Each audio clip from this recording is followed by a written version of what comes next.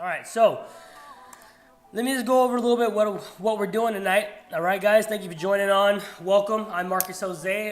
Again, sorry I didn't introduce myself. Marcus Jose. I know a lot of you guys are new. I run Friday Night Lives, live Q&A, and I go over everything there is in the bully world. I take questions, so you can ask them. If I kind of skip over because I'm in the middle of a thought, and I'll get back to it. Or if you ask a question, I really want to answer it. Quite often, I go off topic. I know a lot of you get mad at me for that, but I don't know. When I get a question, I like to kind of run with it. Anyways, so the first thing tonight we're going to go over is puppy price. Why they're set as high as they are, or as low as can be, right? We'll go over that. We're going to go over changing the narrative, guys. Been seeing a lot of things recently that have been, I wouldn't say pissing me off, but just people just acting arrogant and aggravated, yeah. And it's not like, I wouldn't say it's pissing me off at all, because I haven't been seeing it lately. I've always seen this, right? For the last 6-7 years, I've always seen people in general act this way towards clients and towards people who are looking to buy their dogs. Or even just get information out of them. So I'm going to change the narrative, guys, tonight. I'm going to take a stand on that. We're going to talk about that right now within the next couple minutes. Number 3, I wrote an article on Thursday night, and it was called What the Exotic Breeders Got Right. And it's funny that you would hear that coming out of my mouth. But if you haven't read the article, get off the live, go read it. It literally takes you 7 minutes because my website counts how many words there are, and it takes the average person 7 minutes to read it. Go read it, come back, and we're going to be talking about that right now, okay? And then number 4, we got some new shirts out. They're not anything special. They're 50-50. They're really good quality, really good printing on them, and the guys that we go through do a great job on it. So we got some new projects, and we have a new logo coming out as well. And then number 5, we're gonna do the Q&A. Like always, guys, we always do a Q&A. So let's go ahead and start it off. All right. So first thing, puppy price. Now, puppy price, what depends on that? Now, I broke this up into 3, I would say 4 categories that mainly is the reason for the puppy prices, okay? The first is pretty obvious, right? The stud. Who the stud of the litter is. Now, I don't know why the stud carries more weight than what the female is, but it is, right? That's how it is in the game right now. You know, it might be a stud like, who was a big stud like a couple years ago? Or a stud like Mufasa, or a stud like Phenom, a stud like Dax, or a stud like Louis V, right? Those dogs are basically, I would call them, hotbeds. Like if you do a breeding to one of those dogs, regardless of who the dog was, almost regardless of who the dog was, those puppies are going to sell for a good amount of money, right? But the stud really does have an effect on price. People, I don't know why, I guess I'll figure this out next time I talk to you guys. But the stud plays a big role in how much the pups go for. Okay. Now my next category is stud and dam. Now the reason I'm saying stud and dam is because if it isn't a huge name dog, basically it's gotta be a good breeding, right? It's got to have a pretty good stud and a pretty good female. It can't be like if you have a really good stud and a really bad or less than average female. And when I say really good, guys, I mean known. I don't mean really good as in grand champion. I don't mean really good as in show quality dog. I mean like just a known stud, okay? So stud and dam play a big role, and I think it should play a bigger role than it does right now. Like the dam gives 50% of the genetics, just like the male does, and you know, a lot of, like I said, I've said it before, a lot of times people are breeding the below average female to a known stud and acting like their dogs are worth $4,000. It isn't, guys. It's not worth that much. I'm not going to pay somebody to put one and two together, right, and pay more than what you pay for the stud. It doesn't make any sense. All right, so the next, that's, you know, stud and down. The next category is pedigree and bloodline. Super simple, right? You have Razor's Edge, you have Gotti, you have, you know, Gotti, you have Dax. I mean, you can call it a Louis V line, right? Because that's what they marketed as, but there wasn't really anything that went into making that dog other than Dax. So I call it a Dax line dog. And the same thing with Dax too. It really wasn't a line. It wasn't, you know, it wasn't like selective breeding of a certain dog that created this dog. It was just one breeding that got that one dog, right? But pedigree, bloodline. Now, the pedigree is different from bloodline. Pedigree is like, you know, how many dogs in the last 5 generations were titled?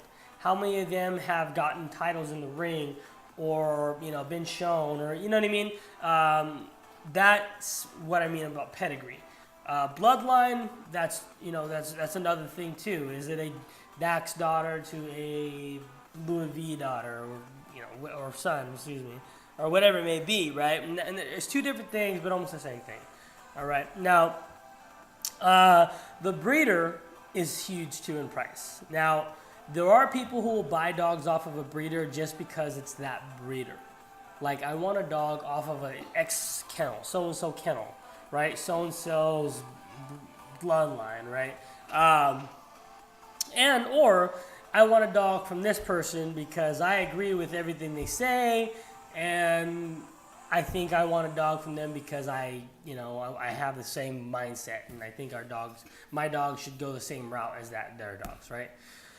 And then the last thing on anybody's mind is structure. You know, I think that structure should be taken into account, very much into account.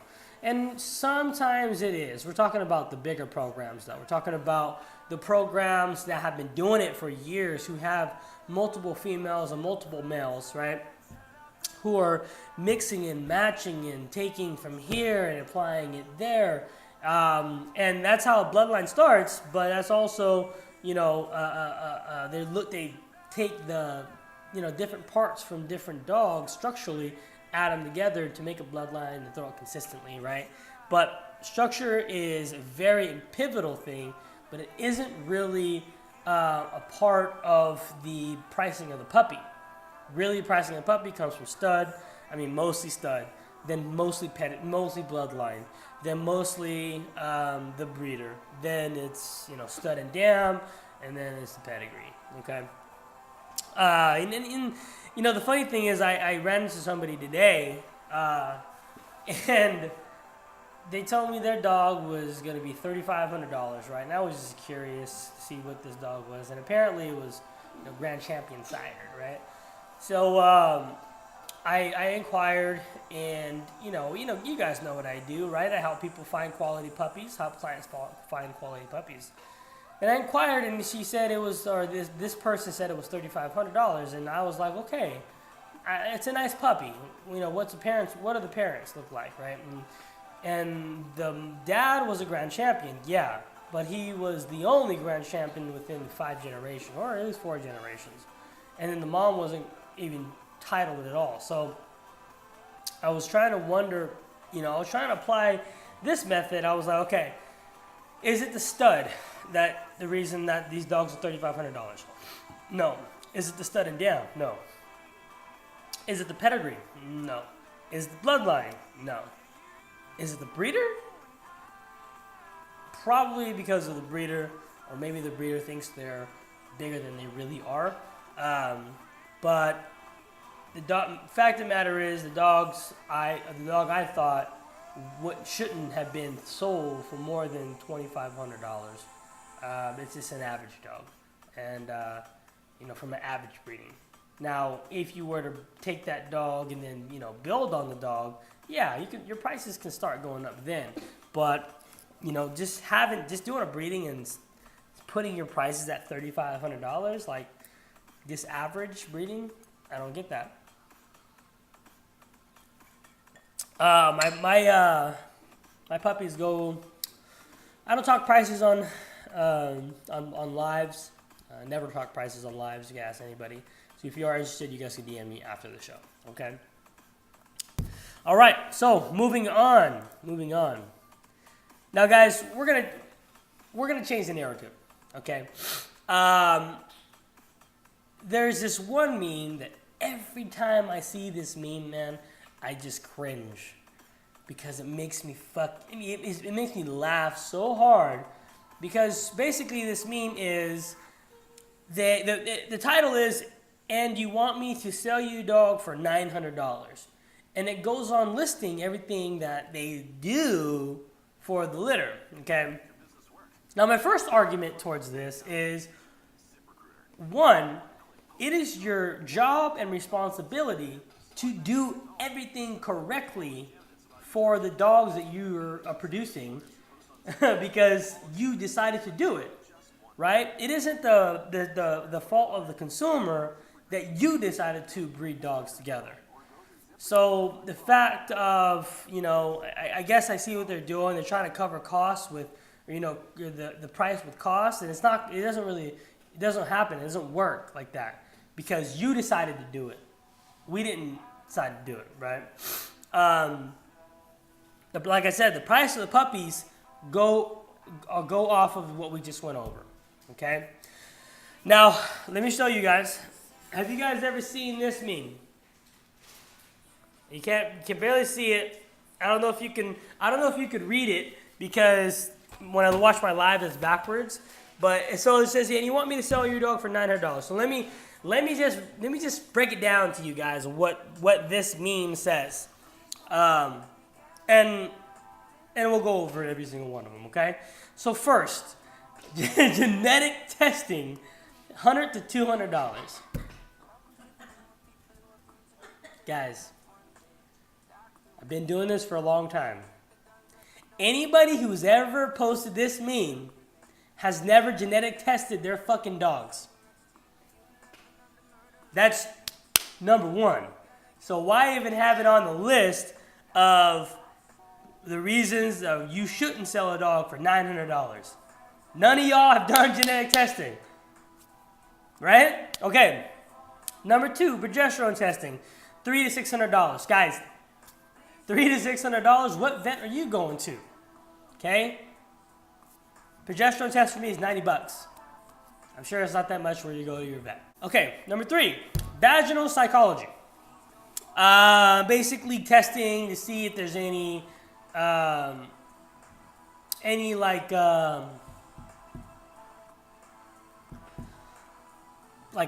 disease or pile on the vaginal area that so they won't get infected or something like that. I don't really understand.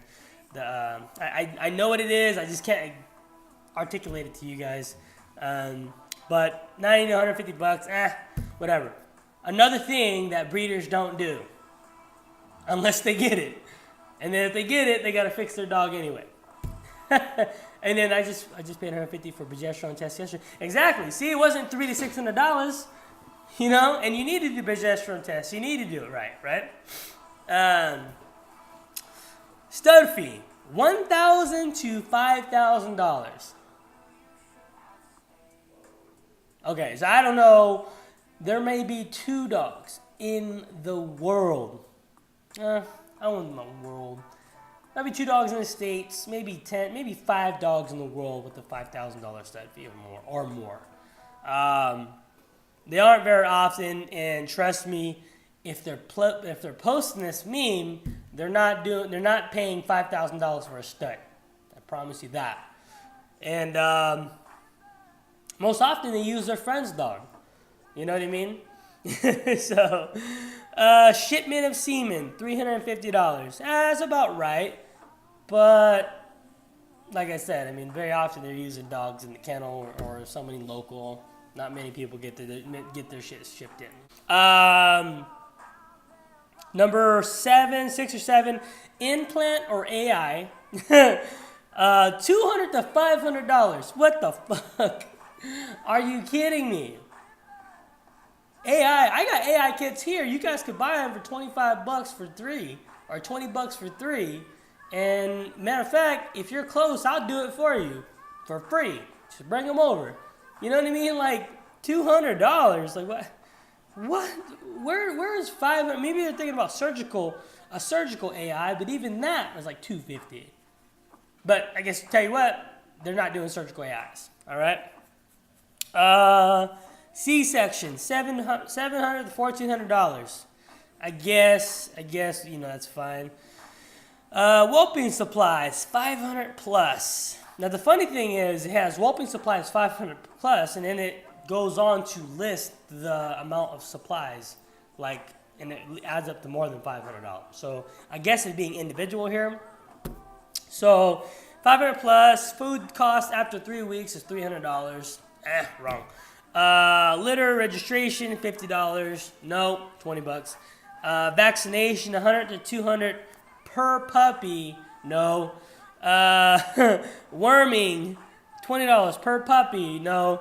Ear cropping $100 to $800 per puppy.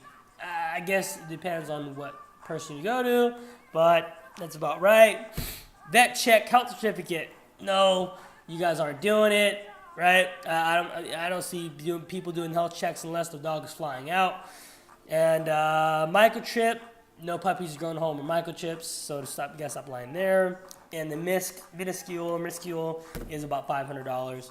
So everything listed out in here can add up to probably about $12,000 worth of cost. Now, here's what my dilemma is. It's not really the reason that people post this, okay? It's not the reason that people post this. My dilemma is you guys are saying that your puppies are this expensive because it costs a lot of money to do it. If you're worried about the money that costs you to do it, guys, don't fucking do it. Don't do it. As simple as that, right? It is your job as breeders to produce dogs and do it correctly, keep them as healthy as possible, so when they go home, the owners don't inherit problems. All right? That's your job. Now, if you fall into the category as our first talking point today, then yes, I would say your dogs can be a little bit more money because you've put in a little bit more work, or you've paid a little bit more in stud fee, or blah blah blah. But to simply say that your dogs are this much money because you paid this much to do the litter correctly, get the fuck out of here, right? And I've started doing this for everything, for every single meme that people have been posting or have been posting for a long time. The one is like, pit bull $40 to $100, not true. American bully $2,000 to $5,000, that's kind of true, I guess. Exotic bully $5,000 to $50,000. Now I cannot think of any other reason why somebody would make that meme unless they had trouble selling their dogs. Because I know two things, guys. People that are actually doing it don't talk.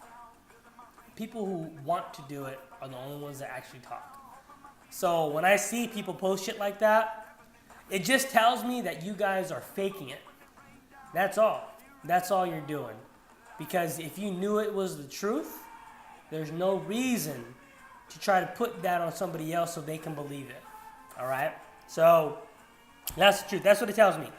So what I've done, and I hope you guys don't do this, because if you do, I'm going to pop up on your comments and I'm going to give you some sly, slick-ass comment that's probably going to get me blocked. I've had it like 2-3 times. Somebody somebody posted some kind of meme like this, and I said it's funny, and I laugh at people who actually post this fucking meme. And it's funny. Oh, it was because it was the meme of, I know you guys seen this one. It was the meme of, if that deposit isn't in, I can't even hear you, right? I laugh so hard when I see that meme. And the reason is, guys, you have to realize, I talk to every single person that messages me on a daily basis. I have a conversation with them. People who don't message me, who I just see and so happen to throw interest in, I comment to them, ask them this and that. On a daily basis, guys, I would say that I contact or touch or have a conversation with at least 100 to 200 people. 200 people on a good day, really. And what that's doing for me, guys, it isn't doing anything other than building my legacy. And if you guys don't understand that, you need to fucking read up real quick. Because if guys, trust me, if you won't spend the time for somebody to ask you questions if they don't have the deposit in, you're never gonna sell dogs as much as I sell dogs for. Simple reason is that people with money don't deal with assholes.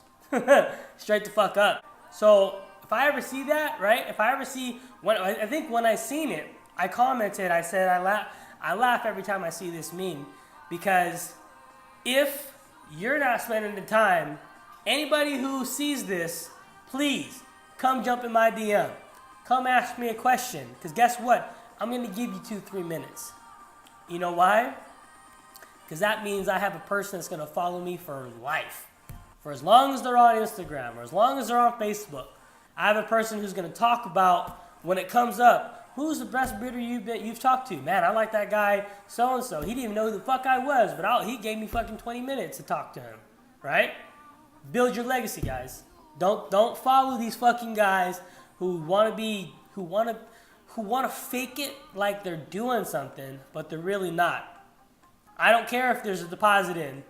If you're serious about buying a dog, even if it's not the dog, even if you don't end up buying my dog, I'm going to give you my time. Plus, I got a lot to say anyway, so might as well have somebody else to hear what I have to say. And that's the truth, man. You take that shit to heart, dude. Don't act like these people out here who are too good to answer somebody's simple question. Now, don't get me wrong.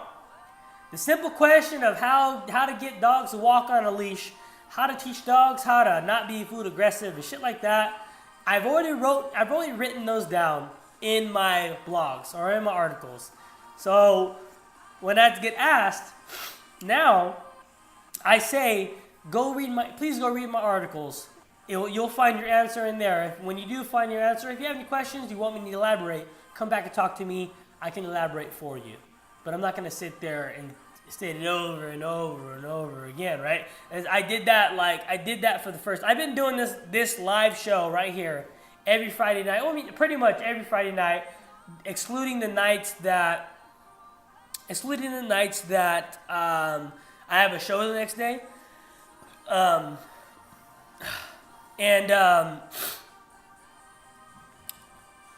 I've been doing this for about 2 years now. Okay, guys?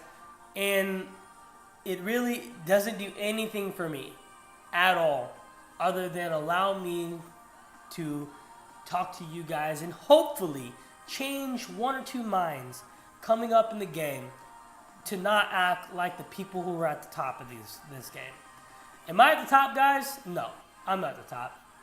I'm not liked by everybody. I don't pander to people. I don't fucking kiss people's asses. Am I the best? No, absolutely not. I may be one of the most outspoken individuals, but I'm not. Okay, but I do have things about me that I know a little bit better than other people. I have a little bit more knowledge, and for me, is I'm able to actually articulate it to you guys the way you understand it, and that's a lot of people can't do that. So I'm not the best, but I'm not the worst either. So, but I am glad that all 16 of y'all are on right now. You guys want to be my guest? just know that you're gonna get a sly ass comment from me when you pop up. All right. All right. So moving on, guys. Now, you guys don't know this, but I run my own social marketing business, and I help anyone and everyone, typically small business owners, get their footprint online and how to drive organic traffic to their page. And I've been doing this I started doing this about 3 months ago. Actually 4 months ago now. No, 3 months ago, excuse me. 4 months ago. And around there. And I'm doing good. I'm doing great, actually. The people I'm working with are doing great. I just know a little bit more. So I'm gonna give you guys a little tip tonight. All 16 of y'all. Hopefully y'all understand this. Okay. So since we're on IG, I'm gonna stick to IG. Okay. Get out your pens and papers. I'm gonna give you guys a fucking nugget right now, and that's a gold nugget. All right, not like anything weird. Okay. Okay. If you guys do this, let me know, because I feel like not many people know this, and everybody I've told it to don't really know it. All right. So this is what you're gonna do. Now, there's a pretty easy way to do it. But whenever you guys post the image on your Instagram, you have to use hashtags, right? Now, I used to put the hashtags in the same line as my caption, but it's the exact same way. If you post your comment, post your picture, and then put the tags on the first comment. Now, the great thing about that is when people see it, it's not all fucking crazy in hashtags on this one post. So people aren't going to be overwhelmed by all these fucking 20, I think it's like 22 hashtags you can use, okay? But put those hashtags on the first comment, right after you post it, okay? Now, if you use hashtags, a lot of you, what you're doing, if you're using hashtags, you're going to your notes, you're copying your last hashtags, you're copying and put them on a new hashtags, or a new comment, right, or a new post. You could do that. But here's an easier way. Get the hashtags you want. Now, the hashtags you need to get are half and half. Half hashtags need to be hashtags that you can easily be found on, and the next half needs to be ones that are very have a lot of people on them. Okay. And here's what you do if you have an iPhone. You go to your keyboard, put text replacement. You put in the text of all your hashtags, and then you type in hashtag or hash, right? Or whatever word that you don't use very often, you're not going to keep fucking confusing with your everyday life. Anyways, so what you do is you create the shortcut to where when you type in hash, all your hashtags pop up. So now, wherever you're at, if you're posting something, you post it, comment, hash, space, hashtags pop up, post. And boom, super simple, real fucking easy. And if you're not hashtagging every single post, guys, you're not trying to grow your business, and you're not utilizing the Instagram algorithm and the platform correctly to enable you to grow better. Oh shit. Okay, so I don't know what part you want me to repeat. So basically, go to text replacement on your keyboard. Replace text need to be your hashtags, and your text word needs to be hashtag. So when you post something, you type in hashtag, and it already populates all of your hashtags. If you're not using 22 of them, or 20, whatever the max is, you guys aren't maximizing the possibility for you to be found on Instagram. I think Android has to have a text replacement, bro. Go take a look at it. I'm pretty sure they're not that far behind iPhone. You know what I mean? So go do it. But it's huge, man. It's huge. Now, I say that because that's what I do. I do social media marketing. for small businesses, small local businesses, for individuals, for professionals, and then I just help them grow their individual profile or their brand, their self-brand online. And if anybody on here are looking to grow yourselves a little bit more, or how to brand yourself out on Instagram, on Facebook, Twitter, YouTube, hit me up. I can definitely help out. Okay. All right. So I'm super excited about this one, guys. This is like I'm really excited to go over this topic tonight. Okay. I wrote a blog Thursday night, or an article Thursday night, and the article was exotic breeders. What the exotic breeders got right. Wow. I can't believe I titled an article like that, but it really was like a bait and switch, because it was supposed to kind of bait some exotic breeders to go in there, and I'm not really talking about anything other than the one thing they got right. And for me, it really is the one thing they got right. No, I'm not, brother. I'm not. They just paid the stud fee. So, guys, if you read the article, I'm going to kind of reference it right now, but I'm just going to use it as an example, okay? If you're a breeder like I am, you have your opinions about dogs, and you have your opinions about American bullies and how they should be structured, stuff like that. Now, what could possibly set you off is somebody who does a breeding out of standard and you don't like it. And if you see everybody supporting it, but you don't like it, and you say something, right? And the funny thing is that once you say one thing to an exotic breeder, all of a sudden 5, 6, 7 people show up out of nowhere. Like they're hiding in the bushes, watching what the fuck you're doing, right? And the one simple reason is that the exotic community have got each other's back. That's the one thing they do absolutely better than any other community. I don't think I've ever seen not one exotic breeder hate on the next. Now, I'm sure it happens maybe, right, at the top level. But at the bottom level, man, they just want to kind of see what they think is a nice dog, and they want people to think their dog is a nice dog, right? And that's at the core of things. But they absolutely got it right. And the reason that people come to other people's rescue that are in the exotic community is because they all think alike. Like, I don't know what exactly it is that's reuniting them. Maybe it's the fact that everybody in the show standard ring thinks they're the best thing that ever happened to American bullies, right? Maybe it's, and maybe it's that everybody, like all these guys who show their dogs, want to impose their narrative or their opinions on that person.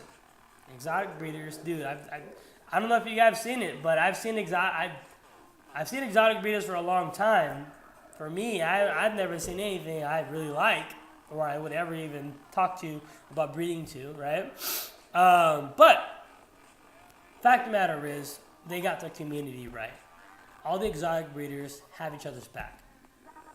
Now, I went into detail on what the difference is between the exotic community and our community. And I broke it up like this, guys.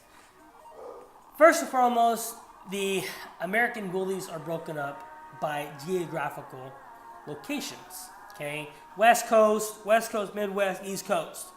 Now, everybody from that side of the coast, depending on who you're talking to, will say that their dogs as a whole are better than the Midwest and West Coast. You have somebody in the West Coast, our dogs are better than the West Coast or the Midwest and the East.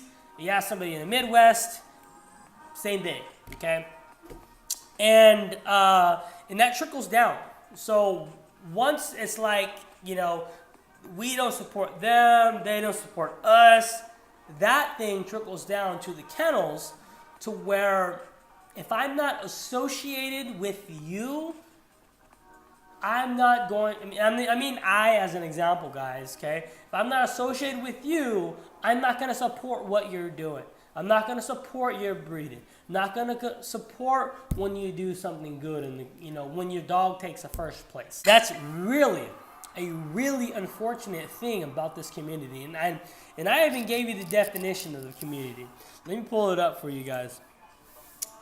I'll just summarize it for you guys. The first definition of community on Google is it's some kind of thing that, a group of people have in common, or a likeness, or the way they think, or some shit like that, right? And the second is something about a group of people who actually support each other, and that's not us. Guys, don't get it twisted, okay? American Bully breeders, standard American Bully breeders, we're talking about standard as in pocket, standard, XL, classic. We do not support each other. I don't know why, but it's so fucking so cliquey and so high schoolish that you could put the best breeding that you could ever have done and no one ever say anything to you about it. And then you get those more popular breeders who have a lot of people who love them or like them, put an average breeding together and everybody's like, oh, that's amazing, right? So I guess my thing is, guys, you have to show respect to the next person. For anything else, if not for anything else, you have to respect them for wanting to breed to the standard of the American Bully. I know it's a competition. I know when you get into the ring, you're fucking trying to get first place. I know. But the competition needs to start and end with being in the ring. You still should be able to show support for those people who are breeding to the standard that you are breeding. If you guys open your eyes just a little bit more, you might learn something. And I'm not saying you guys as in everybody on here, because, I don't know, you probably aren't the ones acting the way that I'm talking about. Yeah? But, long story short, man, put the pride aside. Ask somebody about their program. Ask somebody about their dogs. And hopefully they ask you about your dogs. Now, don't go into it thinking and hoping that they'll ask about your dog, because most people are very self-centered. But do it, pay it forward, and maybe sometime, some way, somebody will actually get what you're trying to do. All right? All right, so let's see here. I was going to go over new shirts, but you see them. I got them. They're nice. I love them, man. I think they're super dope. Gray shirt, black logo. We have, 25 shirts, 24 shirts now. 2XL, XL, large, and a couple mediums. If you guys are interested, hit me up in the DM. I've already got a couple sold, so if you hit me up and I'm sold out, I can help you out. So I do appreciate you guys asking anyway. All right. Q&A time, man. We have about 7 minutes here. Sorry about that. I know it took fucking a long time to kind of go over everything, but 7 minutes in heaven. The shirt is $25. The shipping is $6.90 something to ship it to you. But we make it an even 30 and we'll cover the rest. So it's $25 for the shirt, $5 for shipping. If you guys are interested. It's a nice shirt. It really is nice. And you see, I'm kind of chubby and it still looks kind of nice on me. So so does anybody have any questions about anything we went over tonight? And I'll go back over it again, or I mean, I got a heck of questions, man, about, breeding, how to do this, how to do that. I just can't think of them right now. But we only got like 7 minutes anyway. If you guys don't have the questions, I'll give you 1 minute. If there's no questions at all, I'm gonna go ahead and jump off of here for the night. All right, so you want to follow the guidelines pretty pretty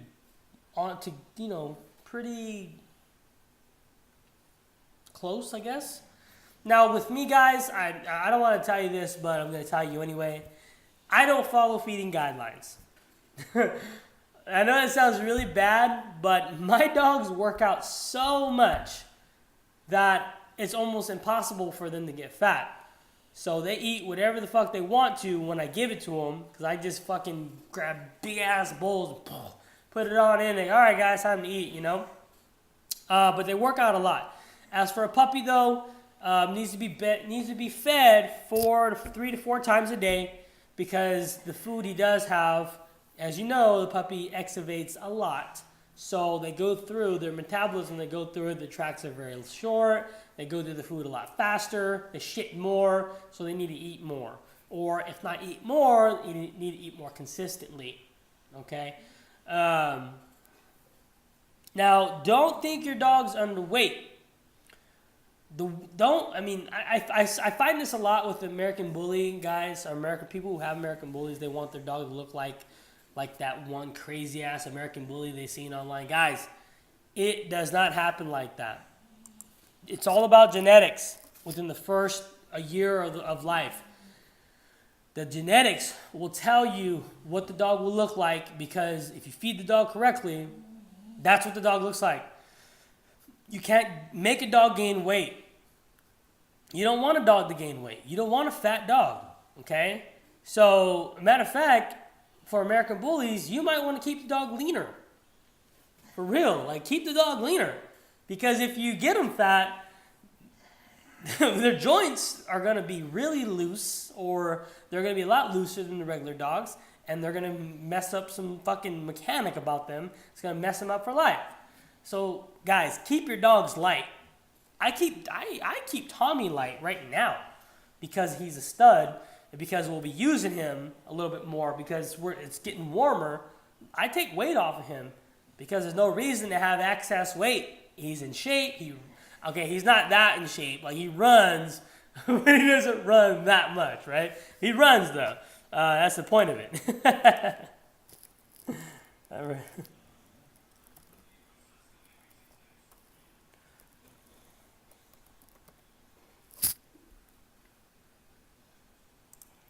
But anyways, yeah, man.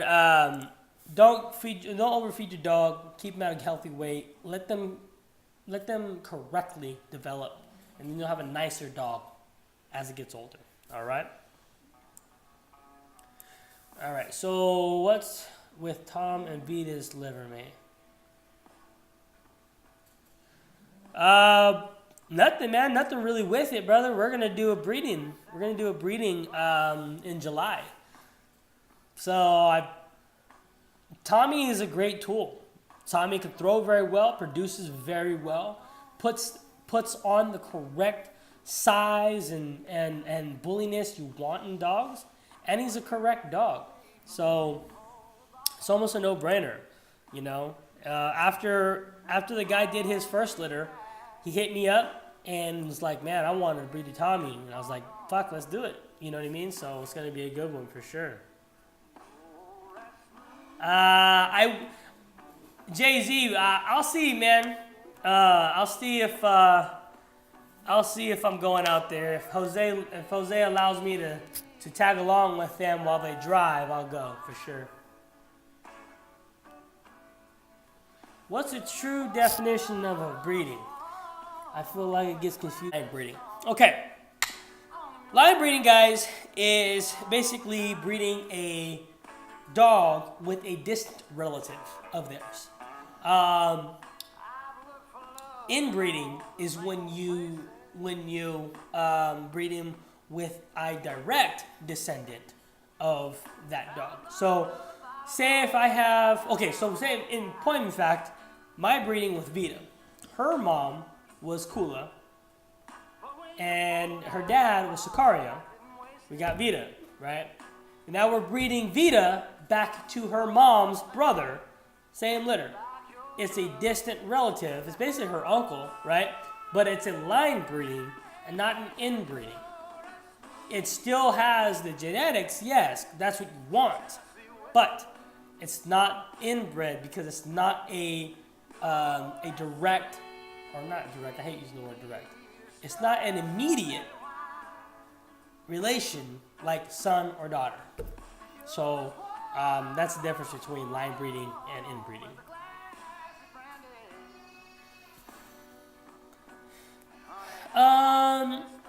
How I feel about these supplements on the market. I feel they have a place. I feel that I feel like no matter what I say, people are going to want to get their puppies bigger and their dogs more muscular. Regardless on how much I say it's about fucking genetics. So there's a market for it. Not that I'm not mad at anybody for, selling a product that would help a dog be more leaner and have more muscle or have more drive for it, or even just give nutrients for their skeletal structure. So no, I don't knock it at all, for sure. And no problem, bro. No problem, brother.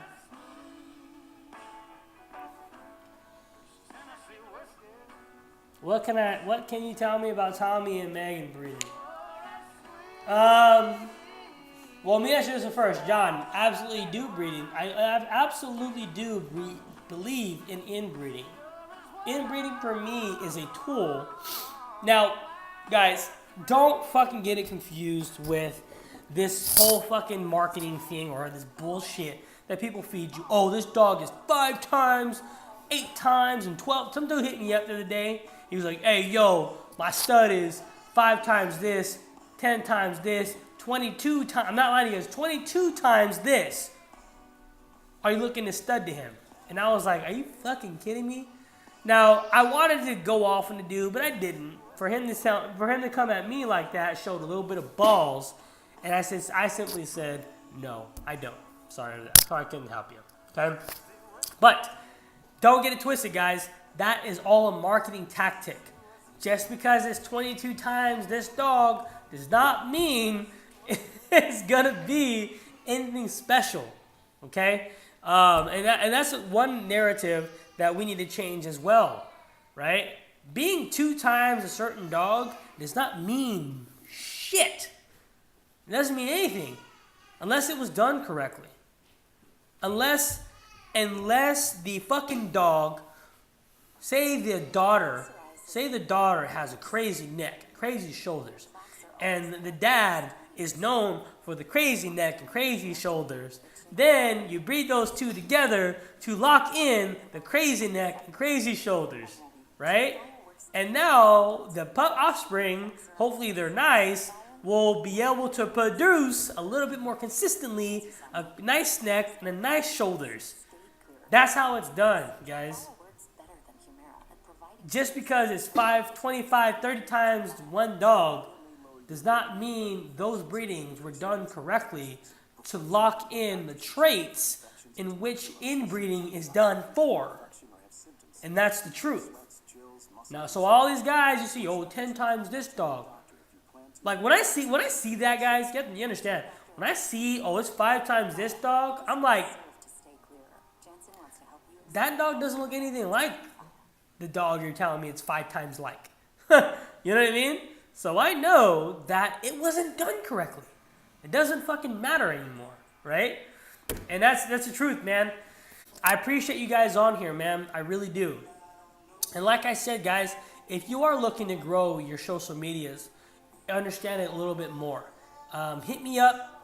Let me know what you're struggling with, or what you need to do, or what you want to do, and I can shed some light on your situation. Now, I do charge because that's what I do for a living, but at the end of the day, if it's going to help you build something to where you can get more money, I think it's a good trade-off. All right? Anyways, guys, I'll get at you later. I appreciate you guys on. Please share the posts that I put up, and I Can't thank you enough, man. All right? Peace. Follow.